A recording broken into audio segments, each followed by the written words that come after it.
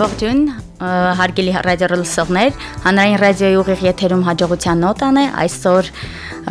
հյուրը ես եմ, Արփինե Հարությունյանս, խոսքը սիրով փոխանցում եմ հեղինակ եւ վարող Տիգրան Հարությունյանին։ Շնորհակալ եմ, բարի գալուստ հանրային ռադիոյի ուղիղ եթեր, այո, այսօրվա հյուրը եւս նույն ազգանունն է գրում Դարցել Հարությունյանը, նա քիմիկոս է դեպ ասեմ, սիրով ուզում եմ ողջունել օրգանական եւ դեղագործական Քիմիայի գիտատեխնոլոգիական կենտրոնի Արմենակ Մնջյանի անվան Նուրբ օրգանական քիմիայի ինստիտուտի գիտաշխատող քիմիական գիտությունների տեխնացու Արփինե Հարությունյան, եւս մեկ անգամ ողջունում եմ Արփինե։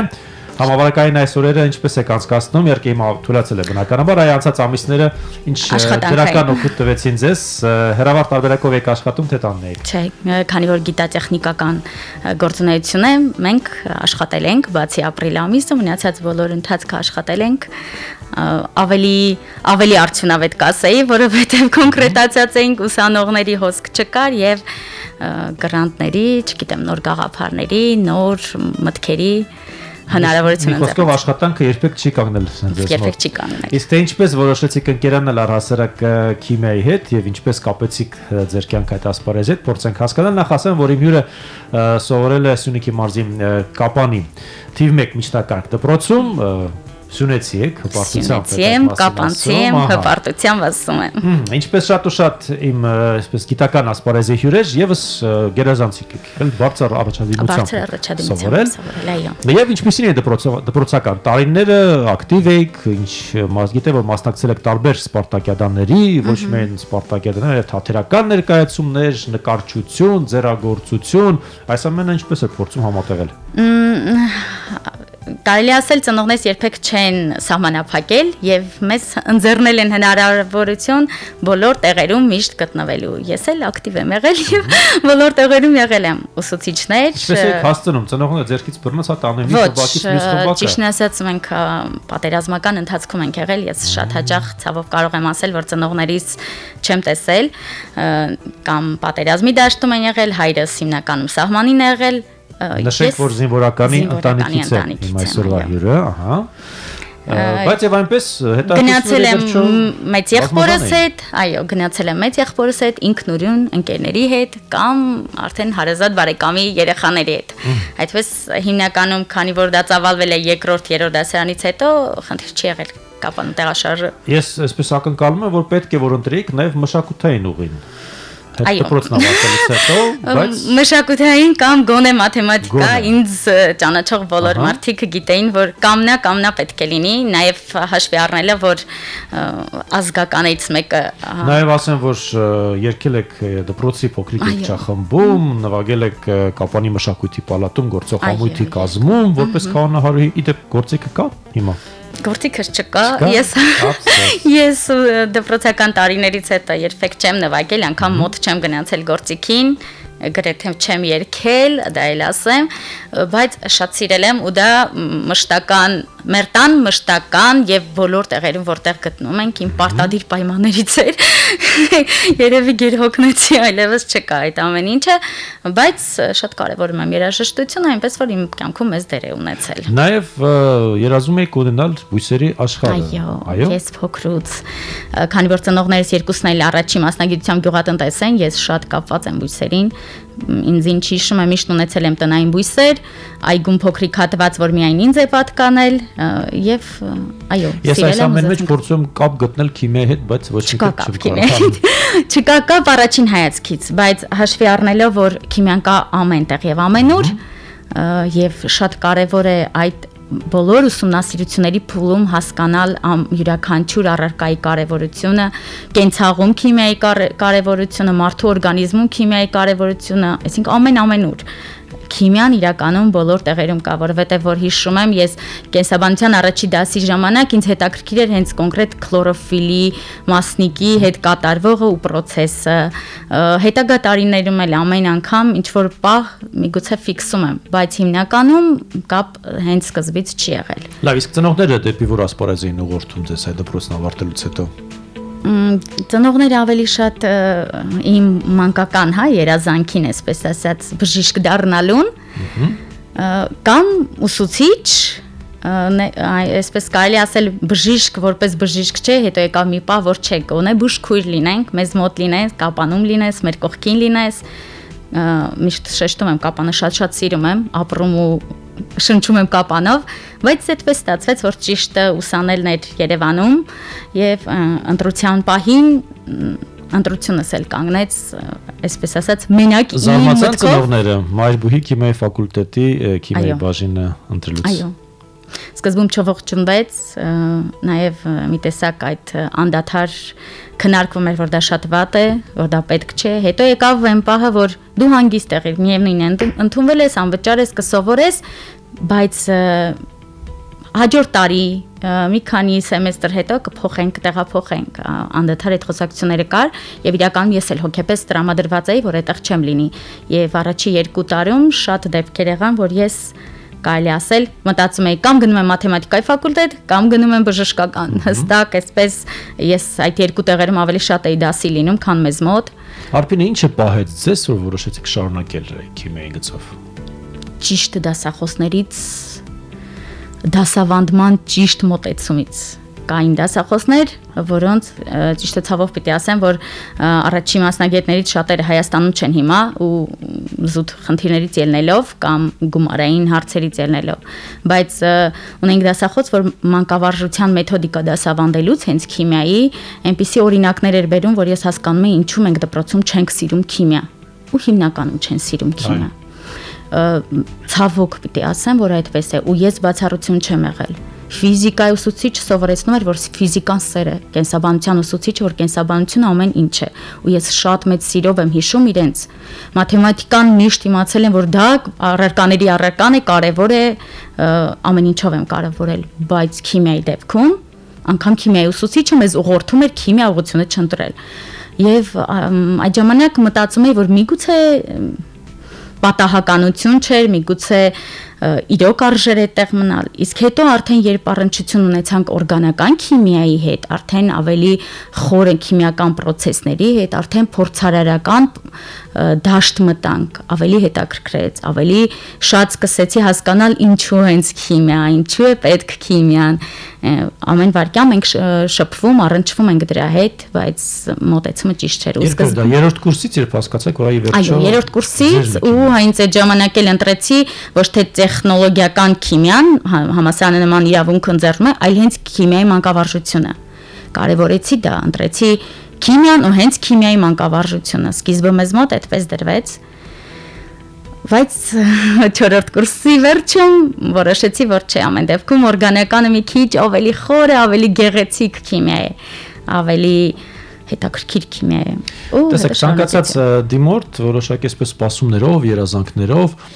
մուտք է գործում բարձրագույն հաստատություն, ուսումնական հաստատություն։ Ձեր պարագայում չկային ոչ սպասումներ, ոչ երազանքներ, պարզապես ընտրել եք քիմիայի ֆակուլտետը։ Կային լավ ընկերներ սկզբից։ Եվ նույնիսկ հա, այսպես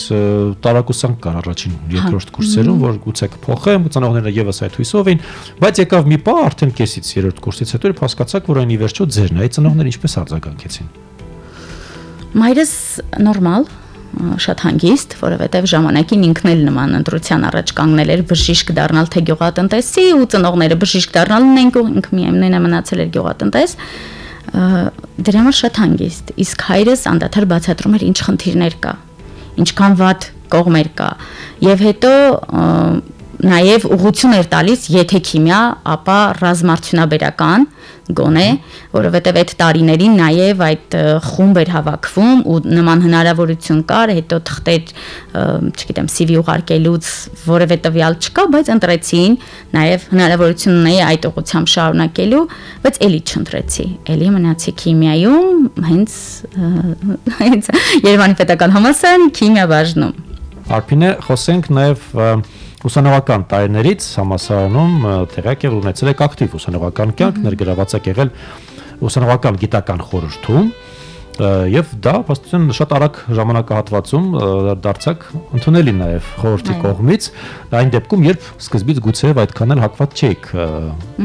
շարունակել ուսումը այդ ֆակուլտետում, ինչպես հաջողվեց։ Ընտրությունը կատարվում էր կուրսի եւ դասախոսների կողմից, ուսխորհրդի կազմում ինքս հրաժարվեցի լինել, բայց ամիսներ անց գիտխորհրդի նիստաղ եւ առաջադիմություն քիմիայի գիտելիքներ, դասախոսների կարծիք եւ կուրսի Ընտրություն։ Մտածել, սա այն աղջիկներով չէր սիրում, չէր ուզում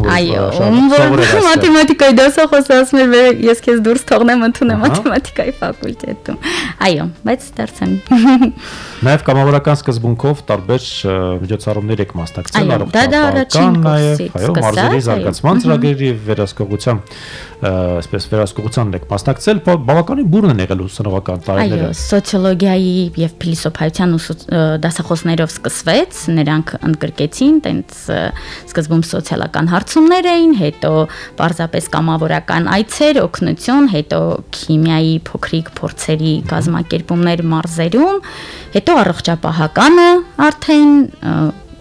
այդ արյան դոնորների նոր խումբ էինք ստեղծում, այսպես սեփական օրինակներով։ Ու այո, սկսվեց կամավորական գործունեությունը շատ հետաքրքիր։ Իսկ այդ խնդություններ անում եք, թե ոչ ուսանողական տարիներին։ Առանց դրա չի լինում։ Ուսանողական կյանքում ամենահետաքրքիրը հենց խնդություններն են։ Պատմեք մի փոքր մեզ։ Դե ունեցել ենք։ Դեպքեր շատ լուրջ գիտնականների հետ զրուցել եւ ովքեր ասում ոչ, մենք սովորում ենք, ժամանակ չէր մնում խնդությունների։ Իսկ ձեր պարագայում ես տեսնում ոչ։ Դե երևի իրանք են սկզբից ընտրել են քիմիան սովորել։ Ես առաջնահերթությունը չէի տվել քիմիային սովորելու, այո, խնդություններ արել ենք, դասերից փախել, լավ հետաքրքիր օրեր ենք ունեցել ենք նաեւ փորձերի կազմակերպում։ Ձեզանից լաբորատորիաներում, որպեսզի վնաս չտաք։ Դե առաջին պայթյունավտանգ փորձերից հետո այո նաև նման դեպք կար, եթե մինչ այդ մեզ վստահ թողնում էին լաբորատորիայի մի քանի րոպեով բացակայում, հետո չէին անում մենք եւ շատ հետաքրքիր եւ շատ վտանգավոր համակուրսեցիներ ունենք, այնպես որ դա շատ հետաքրքիր էր եւ իհարկե այսօր կապը պահում եք համակուրսեցիների հետ։ Միանշանակ հետաքրքիր է։ Զարմանալի է, բայց այ մեծ մասը, փաստորեն, գիտական ասպարեզի մեր հյուրերի կարելի ասել համախմբված են համակուրսեցիներով եւ կապը տարիների ընթացքում երբևիցե չի կտրվում։ Այսպես անպագորգր կլինի ու չգիտեմ, հնարավոր է մարդիկ տենց բան չեն, բայց մեր կուրսի բոլորը կասեն, որ ես հիմնական համախմբողն եմ։ Նույնիսկ այդ առումով։ Այո, նույնիսկ այդ գնում եմ ջերմուկի համակուրսեցուց եմ տեսնում, գնում եմ Արտունի համակուրսենք, եթե դրսից մեր ընկերները գալիս են, իսկ մենք նաև գիտնականներ այսպես դրսում հաստատված, չգիտեմ, կայացած գիտնական ընկերներ ունենք մեր համակուրսեցիներից, իրենց ամեն այցի դեպքում գոնե փորձում եմ կազմակերպել հանդիպում, բայց ես բոլորի հետ եմ կապը պահում։ Արփինե, ավարտեցիք Երևանի պետհամալսարանի քիմիական ֆակուլտետի բակալավրիատը քիմիայի ուսուցչի որակավորման։ Պատճառը նա էր, որ այդ ձեզ դպրոցական տարիներին այսպես հակառակն էին սերմանում, որ հա քիմիան ամենադժվարն է, մի սիրեք քիմիայությամբ։ Մի գնացեք, դուք որոշեցիք հակազդել։ Որոշեցի հակազդել, բայց էլի ուսուցչական գործընթացը եղավ կարճ։ Մի մասը կամավորական սկզբունքով, մյուս մասը փորձի փոխանակման ու ավելի շատ ինքս ինձ համար, որպեսզի հասկանամ դա իմն է թե ոչ։ Եվ մագիստրատուրայի տարբերակ կար, այսինքն կար տարբերակ ընտրել կապանում պղնձամոլիբդենային կոմբինատում լաբորատորիա գնալ, ընդ որում միանգամից լաբորատորիայի վարիչի տարբերակ կար, բավականին բարձր աշխատավարձով, շարունակել ուսումը ու հենց իմ ընտրած օրգանական։ Ծնողների սրտով նաև մոտ։ Այո, ծնողների, չէ, այդ քիմիական արդյունաբերությունը երբեք ծնողների սրտով չէր լինի։ Նկատի ունեմ տարածքային, չէ՞, որ ասում եմ մեզ։ Այ եթե ընտրեի մանկավարժությունը, այդ առումով այո ծնողների սրտով կլիներ, բայց ես կամուկացի մեջ էի այդ մի քանի տարբերակներից եւ ընտրեցի ամեն դեպքում մնալ եւ սովորել մագիստրատուրայում օրգանական քիմիայում եւ անմիջական ղեկավարիս հովանու ներքո այսպես ավելի խորացա, ավելի սիրեցի, ավելի ընդգրկվեցի գիտական լուրջ գործերի մեջ։ Եվ դարձաք արդեն քիմիկոս։ Դարձա քիմիկոս։ Իսկական քիմիկոս, չէ՞։ Օրգանիկ քիմիկոս, այո, իսկական քիմիկոս։ Մի քիչ էլի այն որ կյանքի տարիներում անգամ իսկական քիմիկոսը շատ բարդ է, որովհետև ոլորտը շատ մեծ է եւ եթե չես տիրապետում ամբողջ ոլորտին, իսկական քիմիկոս երբեք չես կոչվի։ Մենք զրուցում էինք առասարակ սերնդափոխությունից, ձեր ասպարեզում իհարկե առիթ ունեցել եմ նաև այդ թեմով իմ այլ հյուրերի հետ զրուցելու, դուք ինչ կասեք, այ ձեր մոտեցումը եւ ձեր տպավորությունը առասարակ ավակ գործընկերները եւ արդեն այսպես տարեց սերնդի գիտնականները այսօր ինչպիսին են նրանց վերաբերմունքը երիտասարդներին, դուք արդեն միջին սերնդի, հա, կարելի է դասել։ Ես այո, ինձ կարելի է համարել միջին սերնդի, իհարկե երեխաների դերակատարում դեռ 3 տարի երիտասարդ կոչվելու իրավունք է ընձեռնում գոնե եկածի ու գիտպետկոմի սահմաններում, բայց ընդհանուր առմամբ ես համարվում եմ միջին սերունդ հենց թեկուզ նրանով, որ արդեն պաշտպանած եմ, արդեն որոշակի գիտեմ ինչ պետք է անեմ, ինչով զբաղվեմ։ Իրար ձեռք բռնելու այդ ավանդույթը, ասեմ, հա, սերնդափոխությունը ձեզ մոտ ինչպիսին է։ Ցավոք նոր կարելի ասել ավելի լավ, քան կլիներ դա մոտ չգիտեմ 10 տարի առաջ ամեն դեպքում երբ ես համեմատում եմ 2008, 2010, անգամ մինչև 13-14 թվականներին դա շատ դաժան էր, շատ դժվար էր ու մենք ես մեր ինստիտուտի, իմ գոլեգաների օրինակով ասեմ, որ մենք փաստացի կանգնեցինք մի խնդրի առաջ, երբ 10-11-12 թվականներին մեր երիտասարդության մեծամասնությունը դուրս գնաց հենց մեծերի չընկալելու, չընդունելու, տեղ չտալու համար, այսինքն չկար սերնդափոխություն, եկար, պաշտպանեցիր, բարի ճանապարհ, իսկ մինչև պաշտպանելը դե մեր մոտ գիտեն, պիտի լինես լաբորանտ, դա կապ չունի, կարա տևի 3 տարի, 4 տարի, եթե ասպիրանտ ես, ուրեմն այո, սահմանված ժամկետում մի բան կանենք, կպաշտպանենք, իհարկե ոչ աղջիկների դեպքում, տղաների դեպքում, որ բանակի խնդիրը իբրև բան չլիներ, աղջիկների դեպքում գնում էր հետո հեռակա, հետո 5 տարի ու այսպես մնում էր ժամկետայինը, այսինքն չէին ուզում երիտասարդին բաց թողնել որպես անմիջական աջ ձեռք աշխատող, բայց որպես մասնագետ էլ երբեք տեղ չէին տալիս։ Ցավալի ասել, բայց իրականությունը դա է։ Ես ուզում եմ հիմա ձեր օրինակը վարակիչ լինի այն նաև նորեկների համար ասպարեզ, ովքեր նոր են մուտք գործում ձեր ասպարեզ, քիմիայի ասպարեզ եւ ընտրել են գիտության ուղին, այն ինչ կասեք։ Այսօր երիտասարդը տեղ ունի թե ոչ։ Այո, հիմա երիտասարդները տեղ ունեն հենց մեզ մոտ։ Այսինքն արդեն մենք էլ որոշակի ձայն ունենք ու մենք բոլորս գոնե փորձում ենք երիտասարդների ներգրավել, գոնե փորձում ենք դա անել ու անում ենք դա հենց ուսանողական տարիներից սկսված։ Եթե մեր ժամանակ դա խնդիր էր, որ ուսանողին ոչ մեկ աշխատանքի չէր վերցնում, որովհետեւ մեկը գիտական լուրջ խմբի մեջ չէր մտցնում, հիմա անգամ փորձի փոխանակման, հա, այսինքն երբ որ գնում ենք պարզապես ինչ որ բանի ծանոթանալու, դա բարդ էր ու դժվար։ Իսկ հիմա մենք աշխատակիցները իրանք են ուզում, որ երիտասարդները գան, հիանան, չգիտեմ, ինչ որ սիրեն, մի փոքրիկ բան գտնեն իրանց հետաքրքրող, որ գիտության մեջ, որ իրանց գիտելիքը օգտագործվի, արժանվույն օգտագործվի Հայաստանում, ոչ թե ավարտի քիմիայի ֆակուլտետ ու գնա տնտեսագիտական ինչ որ բան կամ որևէ տեղ, որ առանց դա ավարտելու էր, այսպես թե այնպես կարող էր։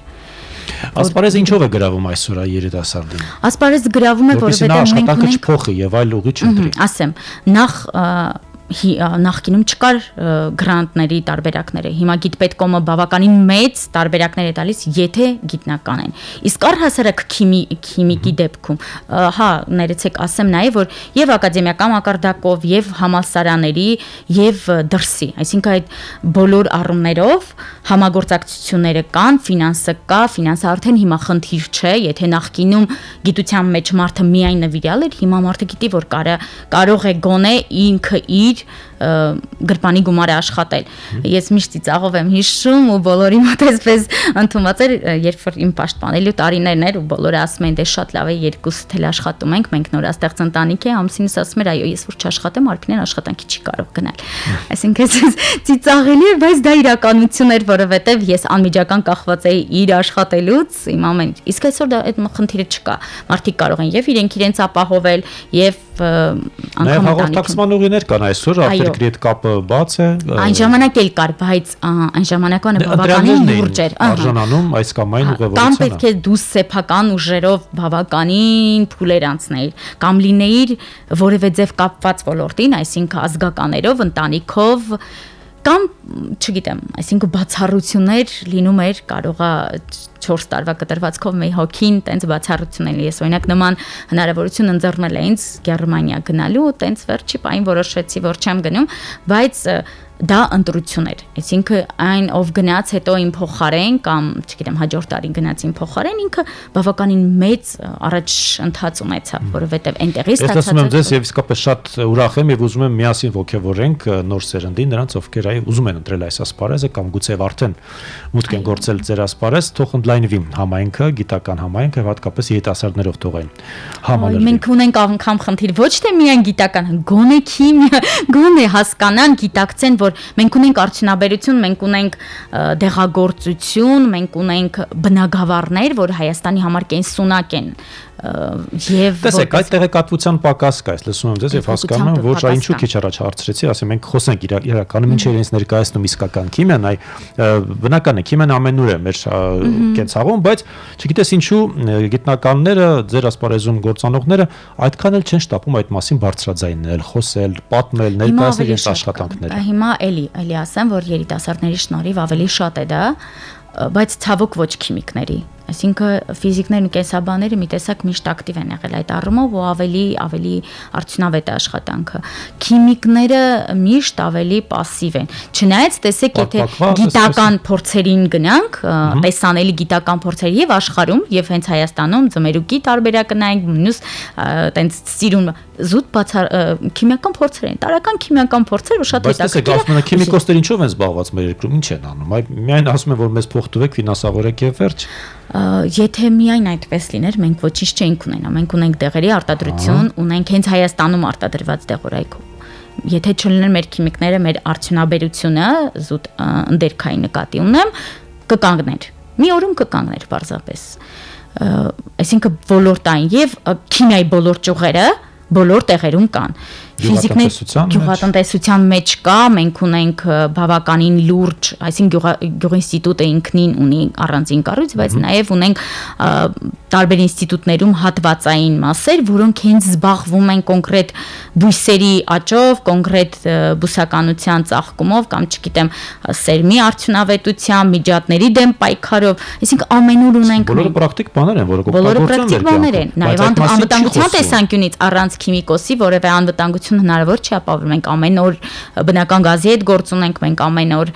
վառելիքի հետ գործ ունենք, բայց դրա մասին չի խոսվում։ Չի բարձրաձայնվում։ Պասիվ են իրենք բնույթով պարփակված են, թե որ ասում է դպրոց, դա նկատի ունի։ Դպրոցից գալիս է արդեն անջրպետը։ Լեզուները, պատմությունները, չգիտեմ, մաթեմատիկական առարկաները կարևոր են։ Կենսաբանությունը որոշակի, ֆիզիկան էլի որոշակի, բայց էլի թույլ մնացածի համեմատ ու քիմիան երբեմն, որովհետև հասկանում են քիմիա բառը թունավորում։ Իրականում քիմիան դա թունավորման հետ բացարձակ կապ չունի ու հակառակը քիմիան հենց այդ թունավորումը կանխելու համար է ավելի շատ։ Այո, քիմիական նյութեր կան, որ թունավոր են, բայց այդ քիմիական նյութերը նաև շատ օգտակար ու շատ պետքական են։ Եթե ուրիշ օրինակ չբերեմ, համակարգի ընթացքում բոլորս համատարած օգտագործում ենք ախտահանիչները։ Դա քիմիական պարզ մոլեկուլներով միացություններ են, որ ընդհանրապես պետք է ունենայինք նման արտադրություն, պետք է դրվեր դրա զարկը, մինչ այդ պիտի ունենայինք։ Այսինքն անգամ համավարակից հետո մեզ մոտ չծավալվեց այսպես համապետական նախարարության աջակցությամբ ինչ որ արտադրություն, որ հենց դրա վրա էր։ Այսինքն բայց սկսեցին արտադրել, չէ՞, բոլորը։ Սկսեցին արտադրել, գիտեք, ինչպես նեղ ինչ որ ոլորտների, որ մինչև այդ էլ ինչ որ բաներ էին փակում, տրվեց մի փոքրիկ հատված, որ միանգամից սա անենք, բայց բացառիկ որպես այդպեսին չկար։ Տեսեք, մեր անօրգանիկներից, որ իրենց միացություն անընդհատ բարձրաձայնում էին, տարիներով մարդիկ դա ունեցել են ու պահել են մի անկյունում։ Որևէ մեկը դրան երբեք չի առնչվել, բայց մենք քանի տեսակի վիրուսների հետ են գործ ունեցել։ Պետք կգար ու եթե մենք դա մինչև այդ հարցը լուծած լինենք, մեր դեղատներում կվաճառվեր դա, ոչ թե մի զուտ նեղ շրջանակի համար կհատկացվեր։ Այդ խնդիրը ընդհանուր է, գալիս է դպրոցից, նախարարություն ունի կարևոր դերակատարում, պետական այրերը ունեն սխալ մոտեցում, ցավոք սխալ պատկերացում ու ես էլի դա կապում եմ դպրոցի հետ։ Դա տեղեկատվության պակասի է այստեղ խնդիրը։ Այո, կապում եմ դպրոցի գիտելիք, չհանրայնացվելու ճիշտ մոտեցում չցուցաբերելու, ճիշտ չներկայացնելու։ Նաև զանգվածային լրատվամիջոցների։ Այո, զանգվածային լրատվամիջոցներից էլի շեշտեմ, մինչ այդ էլ խոսեցինք, դուք բացառիկներից եք, որ նախագծում առհասարակ գիտությանը Պարտադիր տեղ տվել եք ու դեռ շարունակում եք, թե չէ կար գիտության ձայն, կար գիտական տեղեկատու, բայց դա շատ կարճ, 1 ամիս, 2 ամիս։ Այսօր կան ամսագրեր գիտական գոյություն ունեն, թե ոչ։ Գիտական ամսագրեր ունենք նեղ գիտական, տեսեք, կա ակադեմիայի գիտություն ամսագիրը, այսպես, համալսարանի կան նեղ մասնագիտական, քիմիական հանդես, կենսաբանական հանդես, որ դա բացի կոնկրետ քիմիկոսից կամ կոնկրետ կենսաբանից որևէ այլ մարդու հասանելի չէ, այսինքն հանրամատչելի չէ, ներկայացումը զուտ նեղ մասնագիտական է, որևէ մեկը դա կարդալուց բան չի հասկանա։ Այսինքն եթե ոլորտից գիտելիք չունես, անգամ քիմիայի տարբեր ճյուղերի մարդիկ նույնը չեն կարող հասկանալ։ Այդ իսկ պատճառով մենք փորձում ենք այսպես հանրամատչել լեզվով այլ զրույցը եթե ներկայացնել, Արփինի աշխատանքային ուղին սկսվեց 2008-ից, երբ արդեն ավարտեցիք բուհը, այո, եւ դռները բացվեցին ձեզ համար Մնջոյանի անվան Նուրբ օրգանական քիմիայի ինստիտուտի հոգեմետ միացությունների սինթեզի լաբորատորիայում։ Կպատմեք մի փոքր։ Այո, նախ մի փոքր ավելի սկզբից գամ, դեռ չավարտած, այսինքն դեռ մեր դիպլոմները չտրված, այսպես ասեմ, արդյունաբերության մեջ աշխատելու հրավեր ստացա, այս անգամ արդեն սննդի արդյունաբերության։ Մի քանի ամիս գնացել եմ այնտեղ աշխատանքի եւ փորձաշրջան անցավ, հստակեցված էր, որ պիտի աշխատեմ։ Մինչ այդ իհարկե ցանկություն կար համալսարանում մնալու, բայց այդ ժամանակ մեր ակադեմիկներից էր մեր դեկանը Այդա Ավետիսյանը առողջական խնդիրներ ուներ ու բոլորը գիտեին, որ պիտի ֆակուլտետի մի մասը տրամադրվի իրավաբաներին, այսպես անորոշ վիճակ էր ու իմ անմիջական ղեկավարը պարզապես հորդորեց չմնալ այնտեղ, գնալ այլ ուղղությամբ, բայց գիտությամբ։ Այդ ժամանակ հրաժարվեցի։ Քիմիայի ուսուցիչ նաև մանկավարժական գործունեությունը կարելի ասել տապալվեց այդ առումով, այո։ Այդ առումով այո, որովհետև դպրոց մտնելուց հետո հասկանում եմ, որ մի կարճ ժամանակ հետո ես էլ տալու բան չունեմ։ Վերջ, սիրեցին քիմիան, բավական է։ Նրանից հետո թող այն մնացածը ինչը հետաքրքիր չի զուտ գիտելիք է, դա ուրիշ այն ստանդարտ մոտեցումով մարդիկ դասավանդեն, որովհետև ամեն դեպքում դպրոցում չես կարող ծրագրից շեղվել։ Իսկ ինձ համար մի քիչ դա շատ բարդ է, ես նոր բաներ։ Այդ ձեզ համար ինչ է, ստեղծագործելու հնարավորություն է ստացվում։ Քիմիան մի այլ արվեստ է, քիմիան ստեղծագործություն է, քիմիան նկարչություն է, քիմիան սեր է, քիմիան կյանք է։ Հետաքրքիր մոտեցում է։ Այո, եթե ուզում եք գույներ, այնտեղ միշտ կա։ Ահա, բայց ձեր մեկնաբանությունը շատ ավելի այսպես հետաքրքիր էր։ Շատ լավ, եւ ինչպես ձեզ ընդունեցին Մնջոյանի անվան ինստիտուտում։ Ինձ մեկ օր զանգեց իմ համալսարանի ղեկավարը, մագիստրոսական թեզի, ասեց, որ Նուրբ օրգանական քիմիայի ինստիտուտում հոգեմետ միացությունների սինթեզի լաբորատորիայում կա աշխատանքի տարբերակ։ Կցանկանաս մտնել ու աշխատել։ Սկզբում ասեցի ոչ, դե արդեն այստեղ ընդունվել եմ աշխատանքի, ասեց արի խոսենք։ Գնացի խոսեցինք իր հետ, հետո մեր դեկանի հետ, երբ որ Ավետիսյանը ասեց, որ այո, եթե կլինեն խնդիրներ, ես պատրաստ եմ քեզ ինչ որ հարցով օգնել, որոշեցի պարզապես մի անգամ գնալ ու այսպես պայմանավորվել էի աշխատավայրում, որ կգամ մի քանի ժամ ուշ ընդամենը, այսինքն մի ժամվա կտրվածքով ուշ գնացի, խոսեցինք ու զանգեցի, ասեցի, որ կներեք, այլևս աշխատանքի չեմ գա, կգամ դիմումը գրելու ու այդ օրվանից ընդունվեցի աշխատանքի, սկզբում որպես պարզապես աշխատակից, բայց առաջին պայմաններից մեկը ինձ դա էր, որ ես եկել եմ գիտությամբ զբաղվելու, եկել եմ պաշտպանելու, շարունակելու, գիտնական դառնալու այս ոլորտում։ Արդեն վստահ գիտեիք, թե ինչ եք անելու։ Այո, երբ որ ոնց որ նույն օրում ես 3 անձի հետ խոսակցություն ունեցել էի, 3-ն էլ ոլորտի մասնագետ ու ես գիտեի, որ ես հստակ որոշումս կայացրել եմ։ Ու էլի տանը չէի ասել։ Հետո դուրս եկա, զանգեցի հայրիկիս, զգուշացրեցի, բայց դե արդեն իր համար տարբերություն չկար։ Արդեն համակերպվել։ Արդեն հա, դե քիմիա ինչ տարբերություն որ քիմիան, ու այդպես։ Արփին ավելի քան 17 գիտական հոդվածների հեղինակ ու համահեղինակ եք, նաև քիչ առաջ պատմում եք, որ առիթներ եք ունեցել մասնակցելու արտերկրում տարբեր համաժողովների, ունենալով նաև բազմաթիվ գայթակղիչ առաջարկներ, այսպես հպարտությամբ նշեցիք, որ այնուամենայնիվ չեք փոխի երբևիցե հայրենիքում աշխատանքը մեկ այլ գայթակղիչ առաջարկի հետ։ Սա իհարկե շատ ուրախալի է եւ